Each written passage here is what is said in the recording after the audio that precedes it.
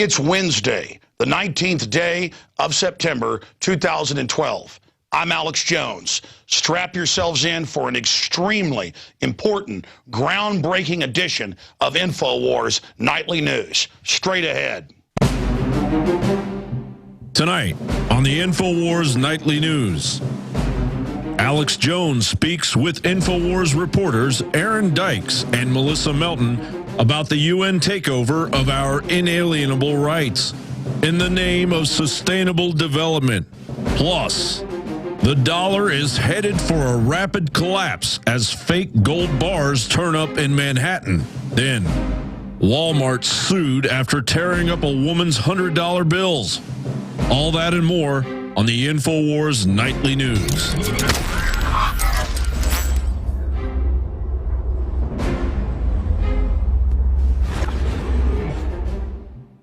First off, we covered this last night, but in the last 24 hours, it's been picked up by a lot of publications, thanks to drudgereport.com, boosting our story.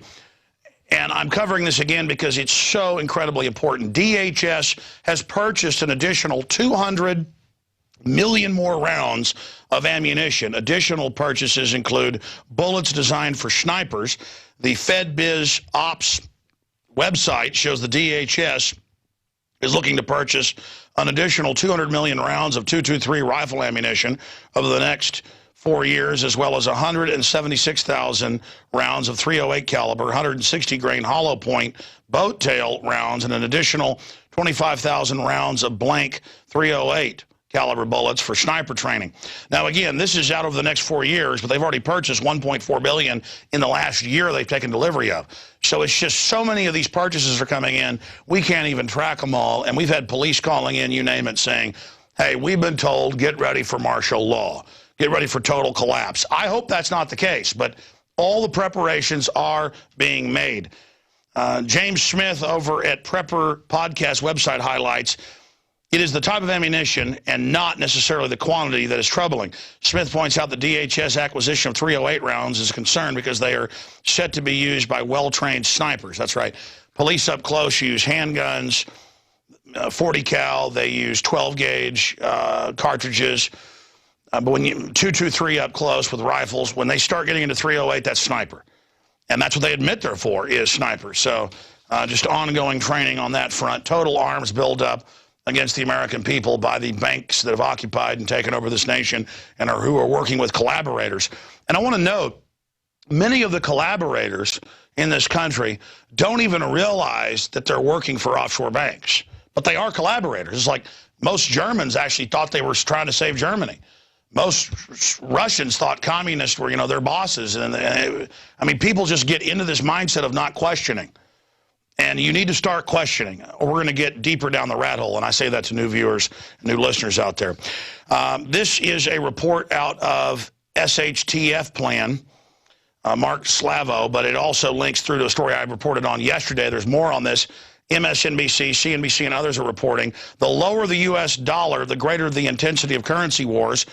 And it goes on to break down the chart showing just since QE3 was announced how much the dollar has dropped, but other currencies are dropping as well. And this chart actually comes from CNBC that that site is linking to. In fact, here's CNBC. The third significant feature is historical support for the 74.5 in the dollar. This is the upper edge of the consolidation band between 73.5 and 74.5. This is a downgrade target for the dollar index following a fall to 79, below 79.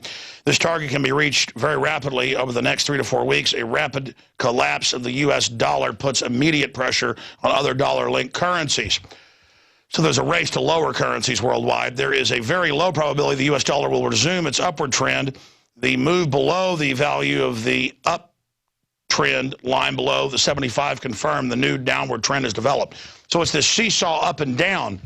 But the issue is over a 10-year graph, not a 4-year graph, the dollar's going down. There's some ups and downs in it, but it's a downward ridge, not an upward. So we've got inflation going up because the dollar's being devalued. As it goes down, your purchasing value goes down, the cost of goods goes up.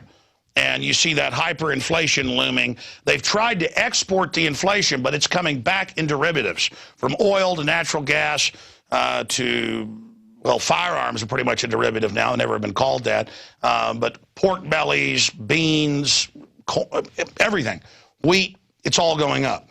Okay, continuing here with the ongoing manipulation. I've been reporting on this for more than 14 years. And it's been in foreign journals, it's been in financial publications that specialists read. It's not secret, it's just something the average person that watches football all day doesn't know, that Fort Knox was found to have a bunch of fake tungsten bars plated in gold, that a lot of other major central banks have been caught doing this, and now all over the world, in New York City, you name it, citizens are going in, private folks are going in China, India, the U.S., Mexico, you name it, the reports are coming out. And they are buying 10-ounce, 20-ounce, 50-ounce, 100-ounce gold bars, put out by governments, put out by private groups, and they're spinning this to the media that, well, groups have gotten the bars and drilled into them and hollowed them out and put tungsten in, but this is being done very professionally. Tungsten weighs almost the same as gold, so it's very hard to tell if this has been done. But recently, again, more of these have been popping up, and here is a clip from Fox News in New York breaking down the fact that they're investigating this as a global phenomenon. The truth is, it is, and this is a kind of naked short in gold where these big central banks that are holding government's gold can loan it out and claim they have larger reserves than they do, that they've actually sold. And the truth is, you're looking at a pile of tungsten. And in some cases, it's gold bars on the outside and just tungsten on the inside. So it's not even bars that have had tungsten put inside. Sometimes it's gold bars outside of tungsten inside. And this just goes to how they've tried to use the paper market and other things to hold gold down, because it exposes what's happening with the devaluation of global currencies. The issue here, though, is now that George Soros and other heavy hitters are exiting stock markets, exiting brokerage, exiting handling people's money because they know the design collapse is coming, and moving into gold big time, will they be able to continue to suppress it forever? That's the question. All I know is I'm investing in gold and silver. Okay, let's go ahead now and go to that clip. This 10-ounce gold bar costing nearly $18,000 turns out to be a counterfeit, worth just about $3,600. It's filled with tungsten, which weighs nearly the same as gold, but costs just over $1 an ounce. In March, gold bars filled with tungsten showed up in England. With New York now hit, it may mean an international ring's involved. Everything is manipulated, including gold, but the globalists can manipulate paper 1,000,000 times easier, literally. Paper, zeros and ones in computers, la-la land. Commodities, if they want to manipulate them, they've got to use paper to try to control them, but over the long term, they can't. So tangible things, friends, family, gold, silver, water filters, food, skills, trades. Folks are going to still need a dentist. They're still going to need a nurse. They're still going to need a farmer no matter what happens. They're still going to need a mechanic. So it is your trades that you have that are most important. All right, continuing along with the ongoing disintegration of society, I remember a few years ago, I saw a report where a guy had done a school project with $2 bills talking about the Declaration of Independence. It was a school project for a class of Boy Scouts. So they were giving them all at graduation to a new scout level in their class a $2 bill that has the Declaration of Independence signing on the back. Well, he had some left over, and he went to Best Buy and tried to use a few of them with other cash, and they arrested him. The cops came, and they didn't know $2 bills were real. We can probably show an image of a $2 bill. Yeah, there's some there on screen. Evil, terrorist, paper money that the globalists can't track. Doesn't matter, it's Federal Reserve. People still think of it as America. They still think of it as private exchange of goods. You can't do that. The NSA has trouble tracking all of that. So they arrested him. And then even after they found out it was legal money, it didn't matter. I mean, you know, you don't do that as a prisoner here in America. Since then, I had my friend Chris Athanas, a local TV host I was friends with, programmer for many years, was sent to the state pen because he was on the edge of the University of Texas showing people silver dollars and explaining the Federal Reserve is private. The cops thought that was illegal. And they came over. He wasn't even on UT, but he had his concealed carry, had a license. This is a guy with a multi-million-dollar company, programmer. And they still found a jury that thought guns and silver were illegal to falsely convict him and put him in jail. So this is happening everywhere. Now, this is going on everywhere. Well, there's a new case of this. You've seen the Homeland Security reports where they say to shopkeepers, if someone's using cash, they're probably a terrorist. In fact, if they're even buying a $3 cup of coffee and a Danish or something, they're a terrorist. I had a lady at a coffee shop just last week. I had a 50. And I had my wife and 3 kids. I bought like $25 worth of stuff at the coffee shop. We bought food there, sandwiches, you name it. And she said, I can't take this 50. And I said, man, with inflation, that's like $10 20 years ago. I said, all I've got is she goes, you don't have credit cards? Now the corporations, the big chains, which we shouldn't even be shopping anyways, it was just where we were at, so we went in there. They are now pressuring their menus, because I talked to her. I said, listen, that's not a big deal. She did the little marker to make sure it was real afterwards. It turned out the manager was a listener, and they're like, listen, we've been told to discourage cash, so it's on. So now with that background, here it is. By the way, Louisiana has banned using cash in secondhand purchases at garage sales. They arrest you if you do. Texas woman sues Walmart for ripping up her $100 bills. The banks are trying to force cash out. A woman is suing a San Antonio Walmart after 2 employees ripped apart 2 $100 bills she used for payment. And this is being picked up by mainstream news. Don Salazar at Infowars.com breaks it down. She comes in, she has $100, and the guy goes, this isn't real, doesn't even do the thing, and rips it in half. She goes, hey, I want you to call your manager. I want $100 back. Manager comes, she goes, look, I got another one. It's real. Look, it's got the security strip. It's got, rips that. He goes, we don't take cash. Then they say you can't leave and have security guards bow up to her. It's not even a real arrest. And the cops come and do the test and go, no, it's got a security strip. They check it all. It's got the, no, it's real. They basically say, get out of our store. So this is happening everywhere. I mean, understand, I'm sitting there at Starbucks a week and a half ago with my kids or whatever it was, and I'm like, here's a 50. It's like $23 and change if memory serves. We got sandwiches, we got croissants, we got cakes, we got milks for the kids, we got coffees. They're just like, oh, we can't take this. You got, I'm like, I mean, this is the point we've reached in this country. After having police called on her and being detained for 3 hours, Texas resident Julia Garcia says she will pursue a lawsuit against the chain for false imprisonment. Damn right. They do not have immunity against that. In emotional distress after 2 employees ripped $200 bills she was obtained from an earlier vehicle sale and subsequently accused her of counterfeiting money. Man, I've had people, I've gone to Barton Springs in Austin and had a 20 with my wife and 3 children and me. That's $9. And I get between them, you got anything smaller? It's like this, whoa, well, let me check. And again, it's all about we're all guilty and we're all bad. But the foreign banks devaluing the currency and taking over, they're good guys. They're good guys. But we've got to all watch each other. We are all scum. By the way, there's Ackle and Associates, insane ban on cash transactions in Louisiana, secondhand dealer. We have got to get those lawyers on and talk about that. I mean, this country is becoming an absolute joke, folks, with internal capital and currency controls. I was flying to Las Vegas last year to film Jesse Ventura's TV show. We were going out to a rocket base out there, a private rocket base. That's why I was in Sin City. And I'm flying into Vegas, but I saw this at Austin, but then I sat by the guy on the plane. He was a software engineer again, going to a coin show. And he had like 6 silver dollars. He was going to the coin show to buy. These 6 he was just going to sell. And these were like worth, at the time, about 40 bucks a piece. They pull him out. They try to take him. They threaten him. They inventory it. I'm talking to people now that have 1 gold coin and the TSA is taking it. They also grab your laptop and just download it. I mean, next is proctology exams. I mean, what's coming next? Well, what's coming next has already happened. John P. Holden wrote in the 70s, they want to put stuff in our water to sterilize us. Guess what they do? It's called fluoride and other things, bisphenol A. Here's a great article at Infowars.com by the amazing researcher. It says, UC professor eyes permanent sterilant to cull U.S. population. Cardulo also told people could reduce population impact on the earth by becoming vegetarians. They want to make that the law, basically. Well, taxes on food that are starting in New York, kind of the rollout city.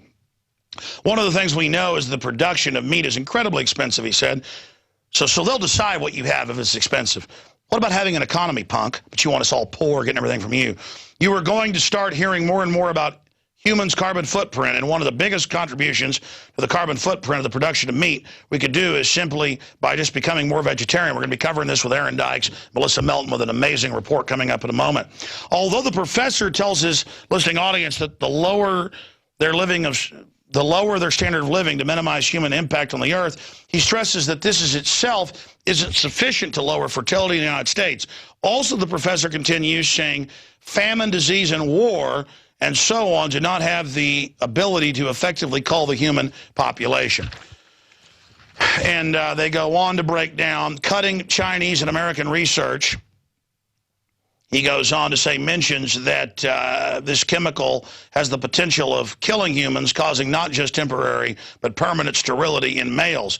Ultimately, the World Health Organization argues against using it, but interestingly enough, there are countries in the world such as China, Nigeria, and Brazil using it in a permanent method of controlling fertility in males, which is an option, he went on to say. And there is the molecule of what they are talking about. And this stuff's already in the food and water, very similar molecules. We are being exterminated right now. That's why cancer is off the charts. And we had big news with Mike Adams about that today, dealing with the giant tumors, now confirmed by top French scientists in a major medical journal, that when they feed them GMO corn, it's just massive reductions in life expectancy, giant tumors, cancer off the charts, just what we're seeing in humans that everybody's not supposed to pay attention to because terrorists are hiding under every table. Finally, as we go to break here and come back with our guest, Beijing hints at bond attack on Japan. London Telegraph.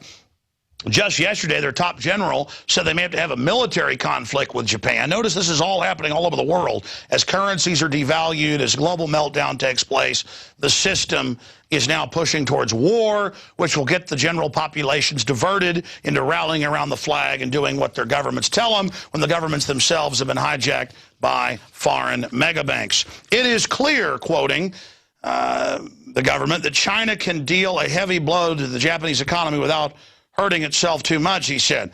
It is unclear whether he was speaking with a full backing of the Politburo or whether sales of Japanese debt would do much damage. The Bank of Japan could counter the move with bond purchases. Any weakening of the yen would become welcome. But what are the globalists like is they know about all these decisions because they're controlling all these governments, European, American, Canadian, Mexican, Japanese, Chinese, Nigerian. They know the decisions before they're made. So they can all pre-position knowing the ups and downs to consolidate power and control. But the biggest consolidation of power and control is that the social engineers are destroying industry and making us all poor so they can control us for less and less money that they, again, control completely. It's about shutting off energy to make you pay more for less. This is all about artificial scarcity. Here is the daily quote as we go to break and come back with the amazing report compiled over the last 3 weeks by Melissa Melton and Aaron Dykes. Japan is an important ally of ours. Japan and the United States of the Western industrial capacity, 60% of the GNP of the two countries. That's a statement in and of itself, Dan Quayle. Okay, we'll be back with Infowars Nightly News.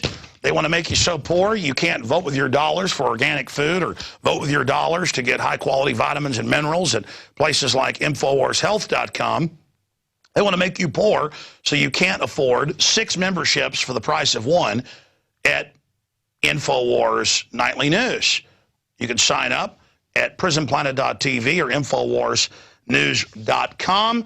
1 membership, the username and passcode you create, can be shared with up to 6 people who can simultaneously log on. But even if you can't become a member, and you're watching this as we virally spread it out the day after we air it first for PrisonPlanet.tv viewers, you can spread the word about the radio show, about PrisonPlanet.com, and about Infowars.com. The success of this mission against tyranny depends on you and the decisions you make right now. Going along with this tyranny will not protect you. History is clear on that, and my gut is clear on that. My instincts know the way towards liberty and freedom for ourselves and our children is standing up against these bullies and giving them both barrels in the info war. So subscribe today at prisonplanet.tv. We'll be back with an in-depth investigation of how the United Nations and the globalists are conquering America. The UN flag now reigns supreme over my state of Texas. I live in a fully captured globalist control system. Agenda 21, the next phase of tyranny, straight ahead.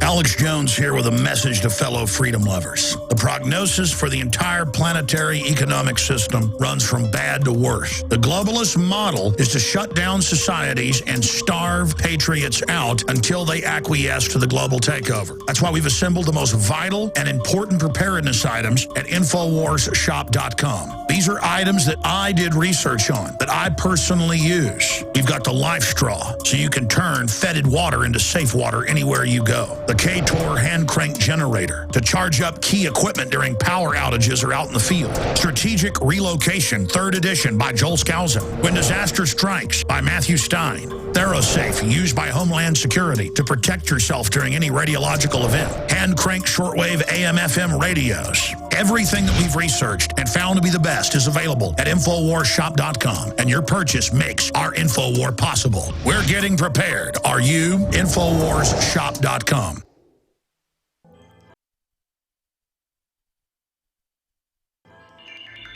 Alex Jones here with a message that could revolutionize health in this country. Going back about a year and a half ago, I began to learn from friends like Ted Anderson about the incredible health effects of longevity products.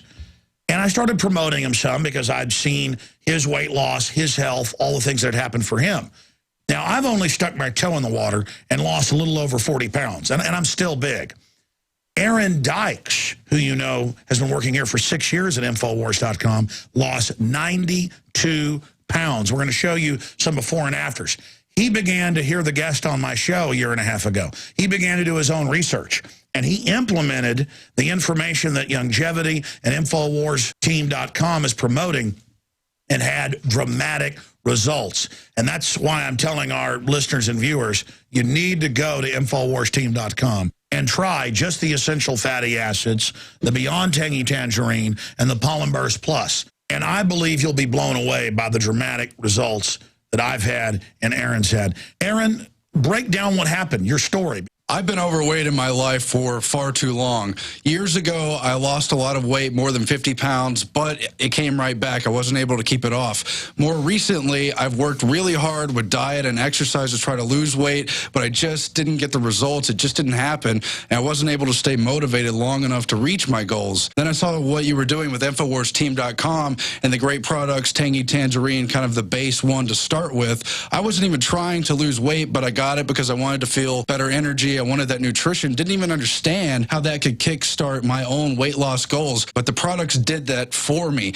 I found myself suddenly losing weight, more energetic, wanting to exercise, wanting to eat the right foods. And they don't even advertise it as weight loss. They don't, but it became... But pharmacist Ben Fuchs explains that's what happens if you're overweight, because you're no longer hungry because you're getting what you need. When you start taking their proprietary formulation of essential fatty acids that blows the competition away. When you start taking Beyond Tangy Tangerine and Pollen Burst Plus and the other key longevity products, it is incredible.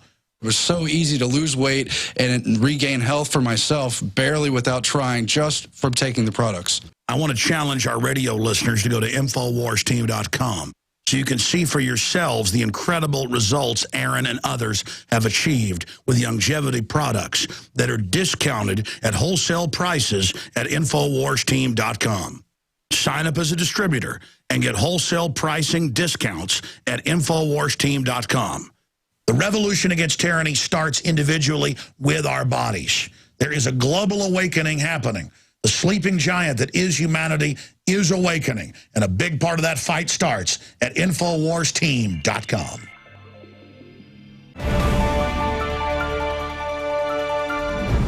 My friends, I have researched the globalist takeover program for more than 17 years, and this world is a very complex place, and that gives evil a lot of places to hide. But bottom line, we have a lot of collectivists who actually serve multinational corporations who are crony capitalists. They use government to shut down their competition and take over societies. Communist China and many other authoritarian nations have signed on to the UN Agendas 21 that was put into global law and ratified back in 1992. We are now under this.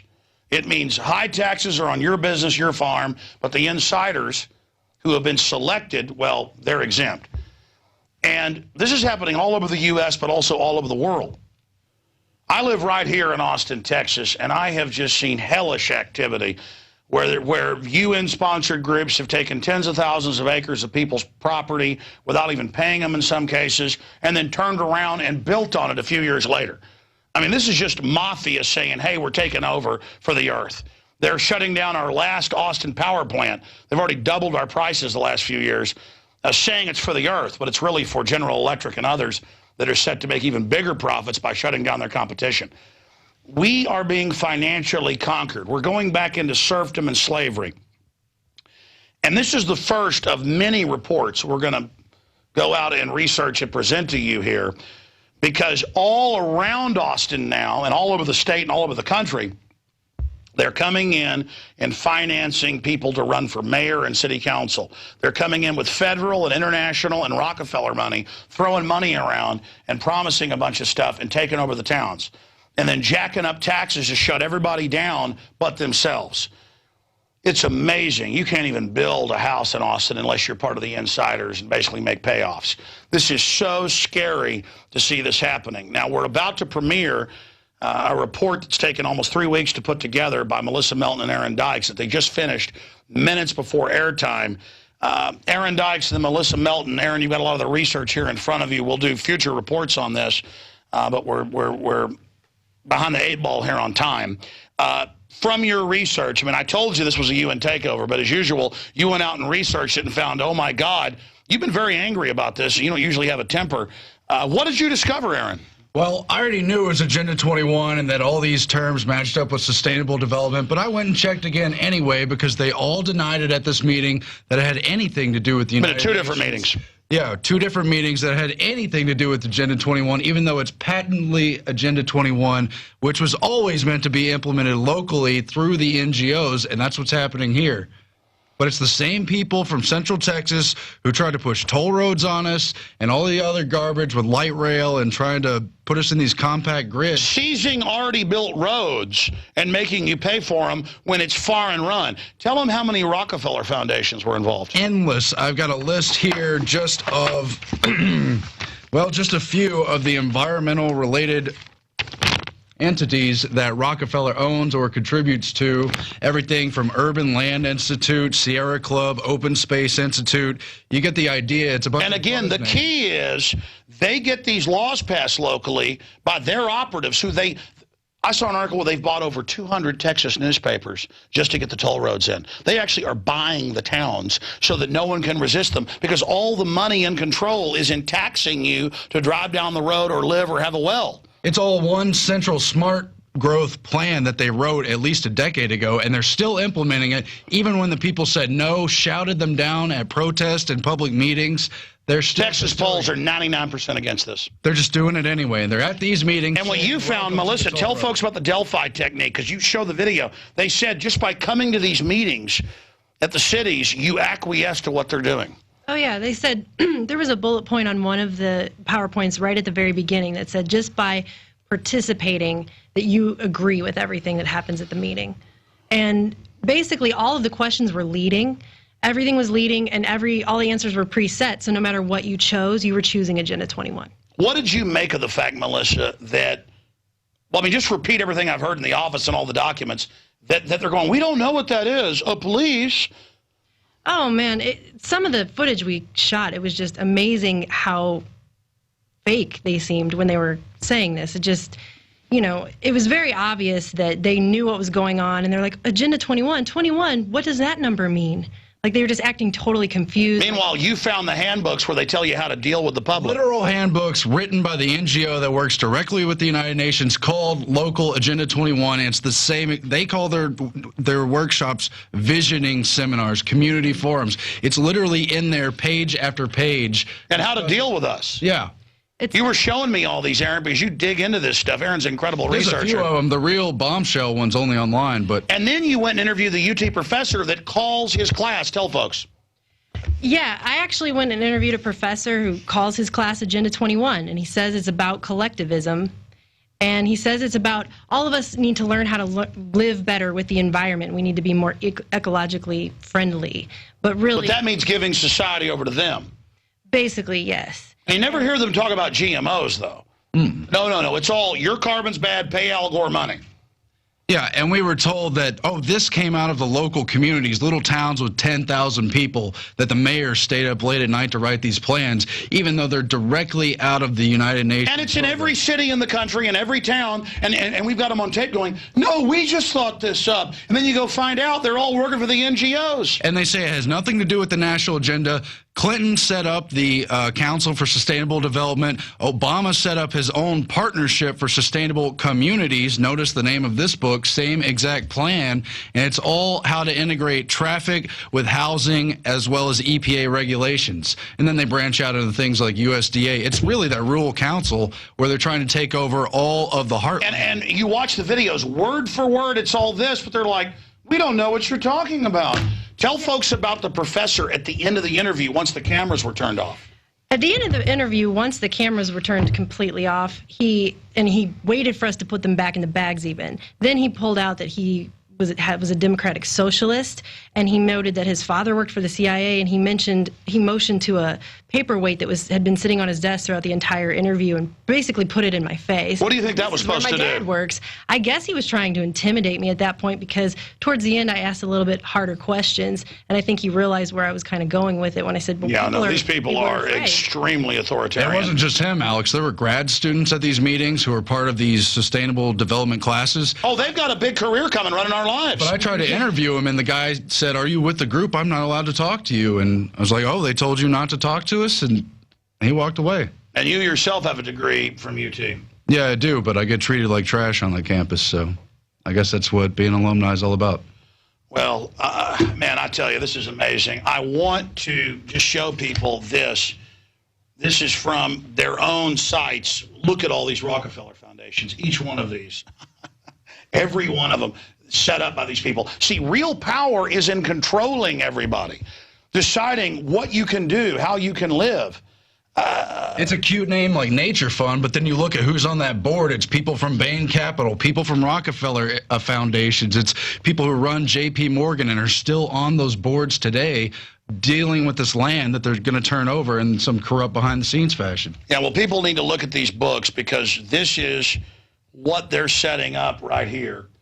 And again, word for word, what these people were pushing, who were funded by these NGOs, and they're laughing at you, going, we don't know what that is, because they know the general public is not going to read this. They're not going to look at this, and it's just so sad.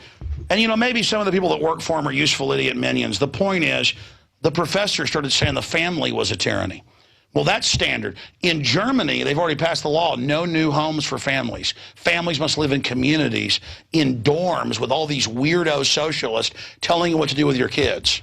I mean, it's hell on earth. Hell on earth.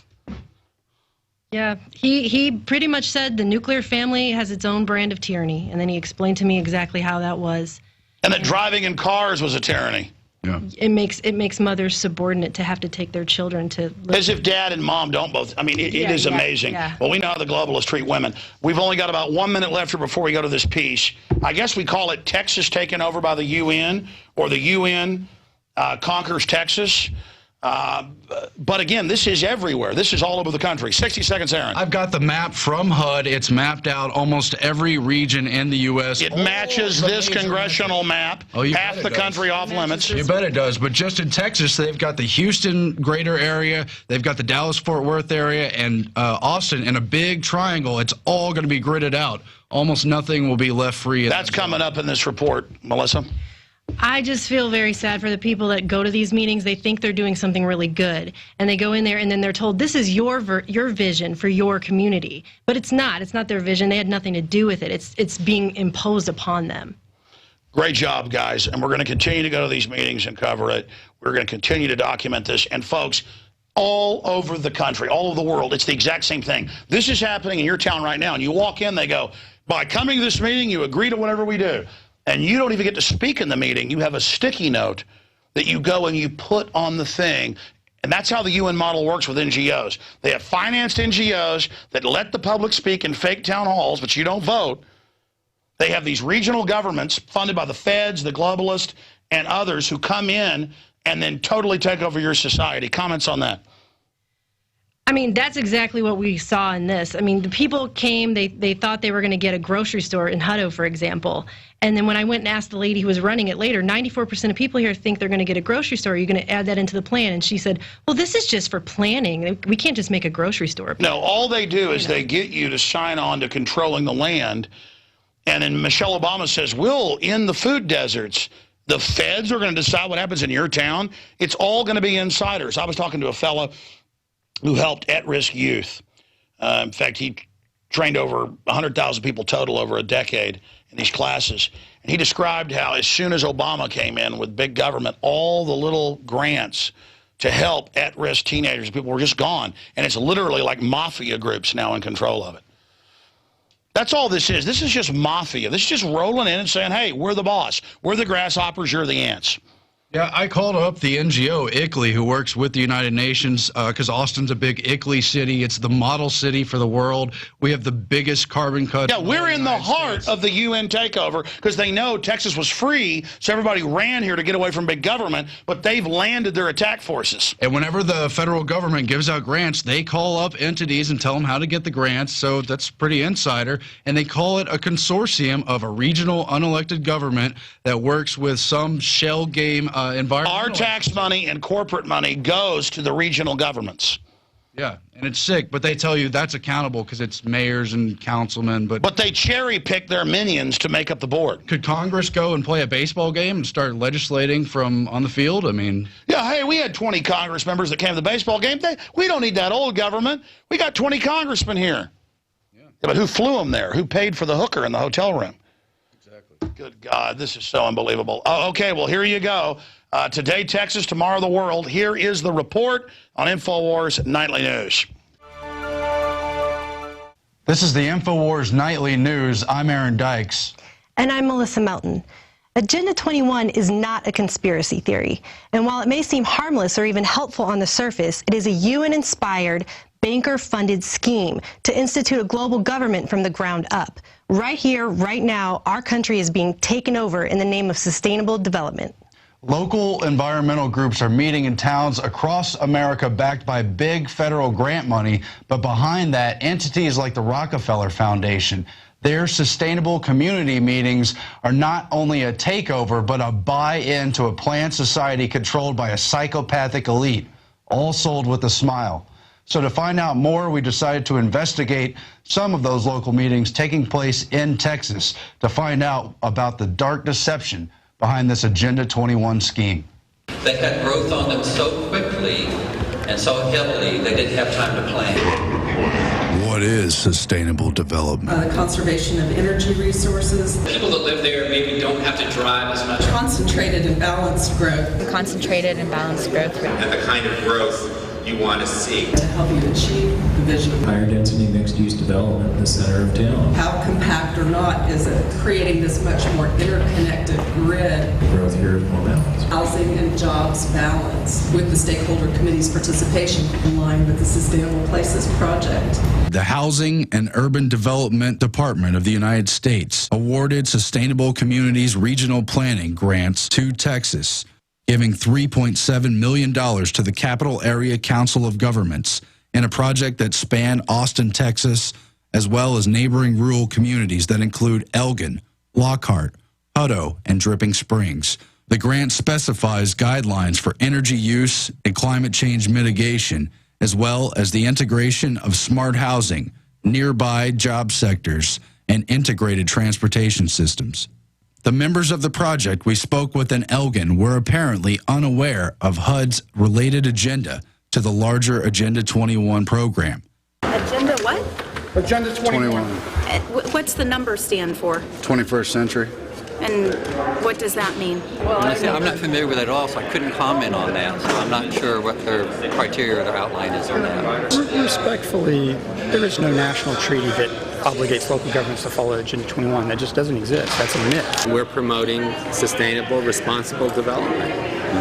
But it's nothing to do with the United Nations. I mean, you know, if that's just paranoia, I'm sorry. In fact, there is an international agenda at work.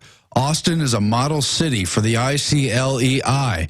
The NGO partnered with the United Nations to push for local Agenda 21 implementation. In the name of sustainability, they've taken on some of the most ambitious carbon cuts in the entire nation and are a model for energy conservation and zero waste. And unelected regional boards are drawing the rest of Central Texas into this international scheme, all in the name of sustainability. Among other groups, Smart Growth America and the ICLEI Local Governments for Sustainability USA group specifically congratulated the cities and towns receiving these HUD grants for sustainable communities and regional planning. So it is absurd to claim that there is no international agenda interacting with these local communities as they attempt to implement sustainable development goals. Well, I know a lot about Agenda 21, and I don't have any concerns because I don't think this project is driven by the international community or even by the national community. I think it's driven by Elgin, Texas. Except it's been implemented nationally under treaty, and these grants are coming from the federal level. I think it's really dishonest not to admit there's an Agenda 21 motive. Sustainability is just about letting local communities decide for themselves. We had heard so much about what Agenda 21 wasn't, we decided to interview a professor that teaches it. This is Dean Almy, an associate professor and director of graduate programs in urban design and landscape architecture at the University of Texas. Now in Texas, Texas Triangle is one of the 10 identified megaregions of the United States. And the projections, which were pretty much just confirmed by the recent census data that was released, are that populations in the Texas Triangle will double in the next 20 to 30 years. And one of the big problems, of course, is that it starts to create new towns, new communities, but are they really communities? Are they really towns when they're all sort of evolving in a really short time? He teaches Agenda 21 courses at the university. So the course I teach, which I call Agenda 21, really deals with the question of sustainable urbanism. How do we begin to sort of build the city more sustainably moving forward? What is Agenda 21, kind of a brief overview, and why you feel that it's an important plan? Well, it was a resolution of the United Nations where a number of countries got together, ostensibly in Rio, also called the Rio Declaration, to begin to look at the way in which humans were occupying the world, the state of the world, the state of civilization in the world, how we were using resources, whether the consumption of resources and global development was being achieved ecologically and equitably. And when recently asked about the UN's plan by a San Antonio-based news station, he was quoted as saying, "It's changing the status quo of how we operate as a country that is developing, and so it's threatening to some people. Urban design by its nature is about the collective good and isn't necessarily about the freedom of any one person to do whatever the hell they want." So I was going to ask you if you wanted to talk about that quote a little bit. Well, I mean, already, you know, if we're looking for code words, okay, so already in that quote is the term collective, which, you know, a conspiracy theorist could somehow associate with, you know, I don't know, the Soviet Union.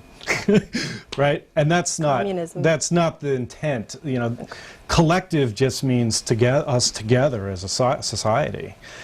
So yeah, I kind of stand behind that, actually. Cities are not individual constructs built by single people.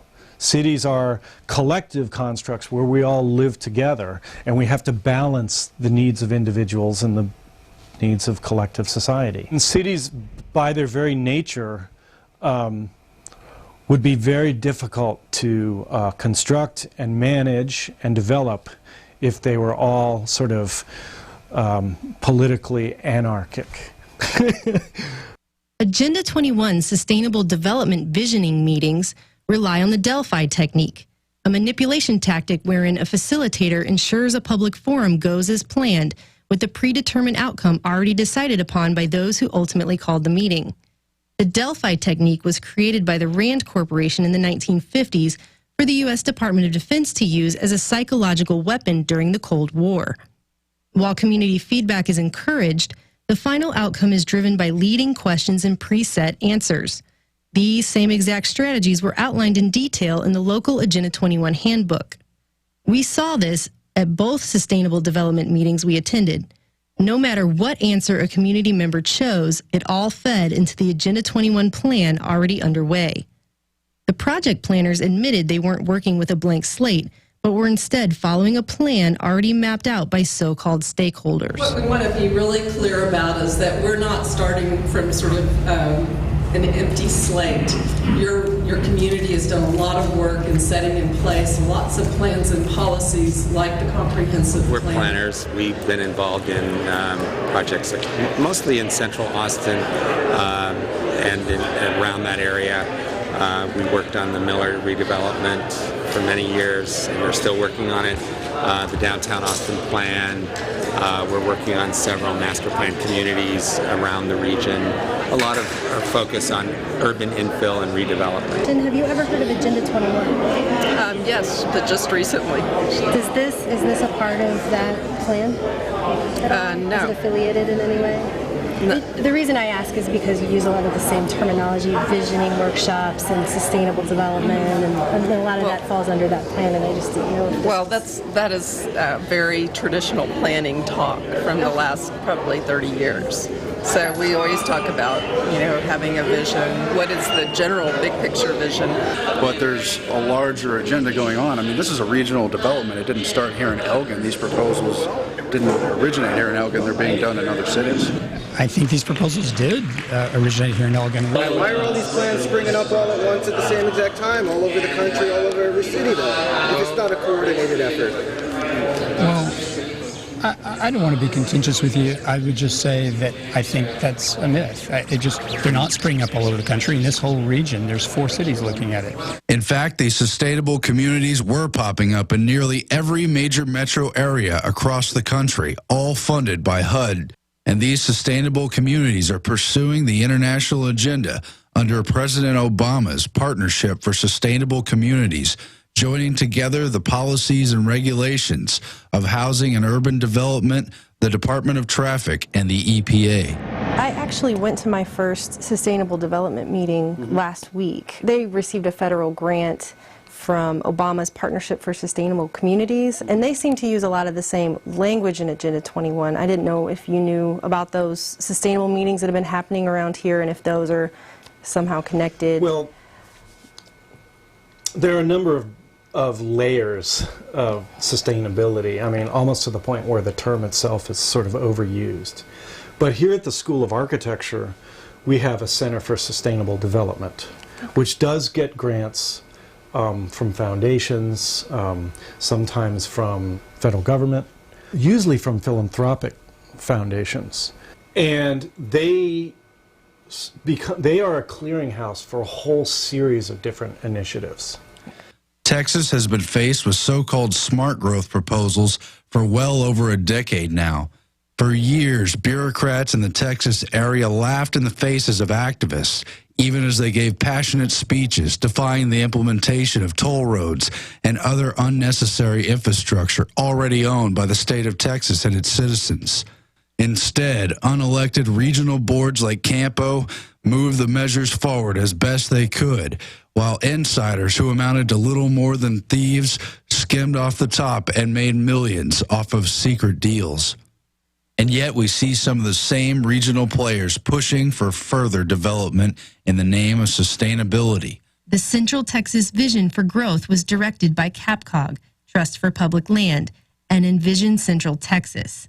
These entities, in turn, are shaped and steered by countless environmental groups controlled and funded by the Rockefeller Foundation, the Ford Foundation, George Soros, and Ted Turner, among others.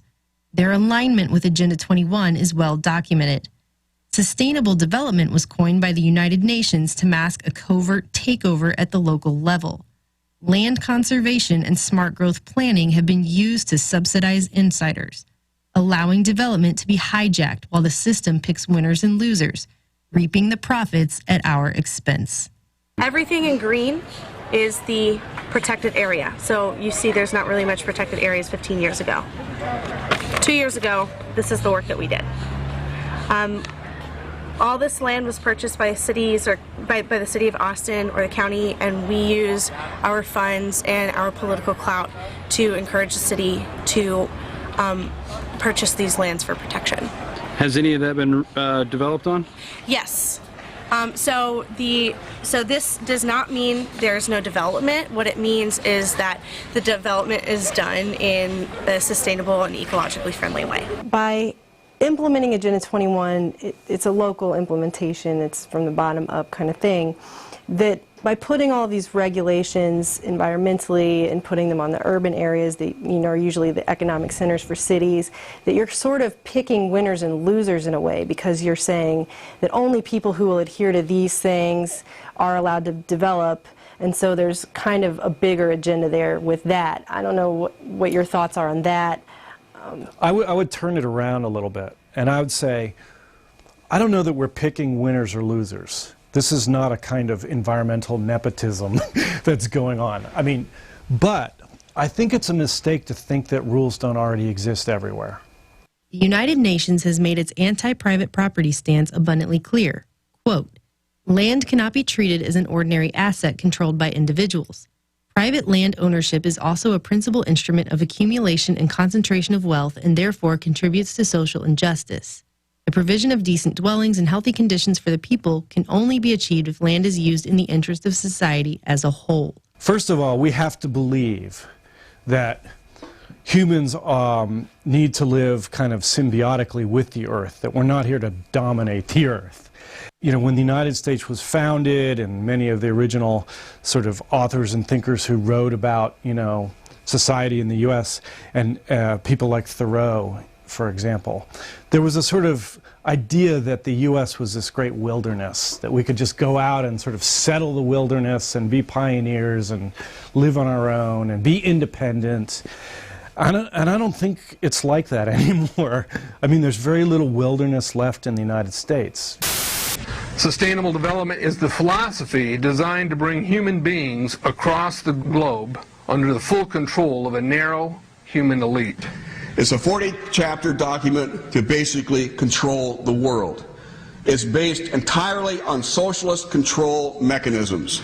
Sustainable developers have designed a global movement coordinated through a global to local action plan to create world government in accordance with certain objectives. An end to national sovereignty, the abolition of private property, the restructure of the family unit, and increasing limitations and restrictions on mobility and individual opportunity.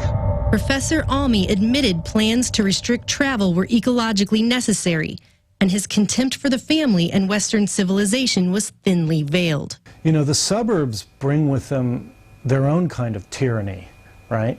One is public space is almost non-existent in terms of real public space. There's lots of lawn, right? But real collective public space. There's the tyranny, I would argue, of the nuclear family, and not that that's tyranny in itself, it's not, but the wife having to drive their kids to everything, having to drop your kids off at school, having to pick your kids up at school, having to drive them to Little League, everything is about one member of a family having to basically play a support role while another member works. And everything is sort of geared that way, and it's actually quite expensive. So things like the automobile and the amount of infrastructure that families use economically to support living in an environment dominated by patterns that are automobile dependent is a big problem. This is an Agenda 21 map that claims that that is what, if Agenda 21 was fully implemented, the United States would look like. I don't know if you've ever seen that. I haven't seen this map before. And this is something that opponents have said is the ultimate plan of Agenda 21. I didn't know if you had heard of this map or seen it before. I haven't seen the map before, but I know where some of the principles behind the map come from. It's trying to kind of suggest that if we were to develop networks of water, networks of plant habitat, networks of animal habitat, networks of human habitat, how would these networks begin to interact? What areas would need to be preserved from development? There is a pretty great fear of this. I found a lot out there of you bet. This plan. And that it really will somehow end property rights, people's personal property rights, that it will end national sovereignty eventually and give it up to a whole global entity now that will kind of take control over everything. And that's kind of the general consensus. You know what will end national sovereignty faster than some fictitious conspiracy based on a United Nations declaration? Major ecological catastrophe. You know? And you know, to be honest, in my opinion, I think one has to come to terms with the fact that such things as global warming exist. If you don't believe global warming exists, or if you believe that man is on this planet to dominate the world, then you don't care about these things. It should be noted that the professor admitted to democratic socialist leanings once the cameras were off, and that his father worked for the CIA, as evidenced by a paperweight he displayed on his desk during the interview. While he talked in circles on many concepts and seemed to contend that he knew what was best for humanity, he refused to acknowledge any nefarious motives behind Agenda 21. Most of the people here in Elgin don't know or care what Agenda 21 is. I don't care what Agenda 21's agenda is. Think about it. These local planners are trying to concentrate smart growth in small towns of barely 15,000 people in the second largest state in the nation, encompassing hundreds of miles of empty land. In fact, experts have even come forward to say that the world's entire population of 7 billion could fit here in Texas comfortably with no problem. It doesn't make any sense. But make no mistake, what does make sense is that these local sustainable development meetings are nothing more than a green mask trying to hide a global takeover in plain sight. Takeover doesn't even begin to explain it. There really are no words for this level of evil and greed.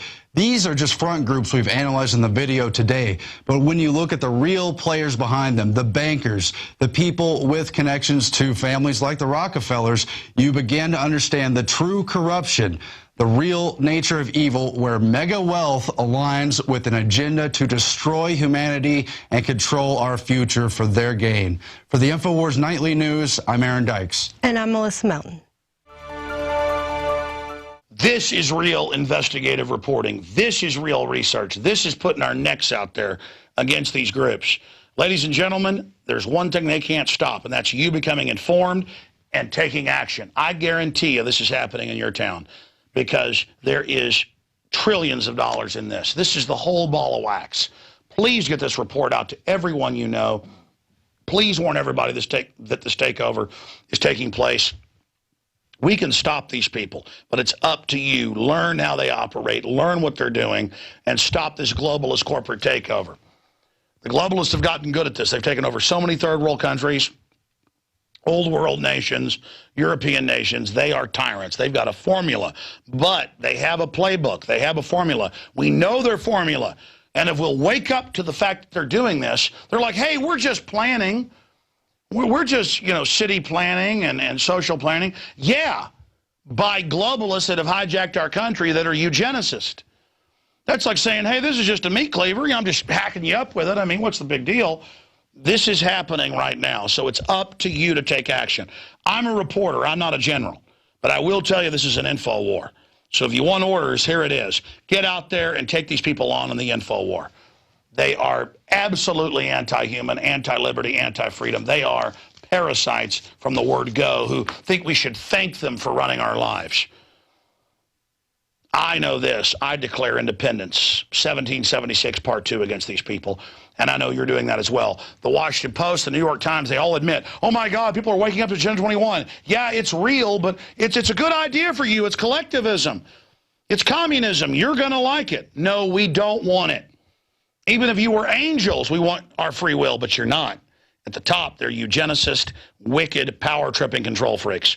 I'm Alex Jones signing off for this very special edition of Infowars Nightly News. The rest is up to you. So cry havoc and let loose the dogs of the Infowar. Loose those arrows.